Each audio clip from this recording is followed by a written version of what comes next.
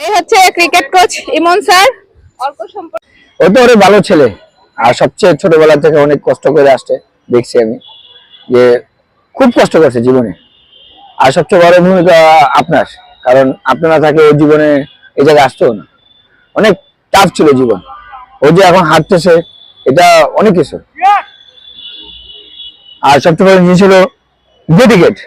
আপনি যেমন ডেডিকেট, ও অনেক ডেডিকেট হয়ে আজকে। বাচ্চারা কি কি মানে এক্সারসাইজ করে যেতে হবে সেটা কি বলেন যে হ্যাঁ, এক্সারসাইজ করতে হবে, আস্তে আস্তে একটু হাঁটাচলা করতে হবে, আর সবচেয়ে মেন্টালি সাপোর্ট, এটা একদম সবার আগে এটা দরকার। এবং মা না, এবং বাইরের মানুষের সোসাইটির মেন্টালি সাপোর্ট ছাড়া আর ভালো ব্যবহার ছাড়া এসব বাচ্চারা কখনো ভালো হতে পারে না।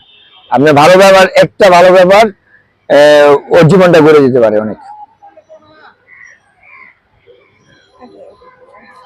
এবার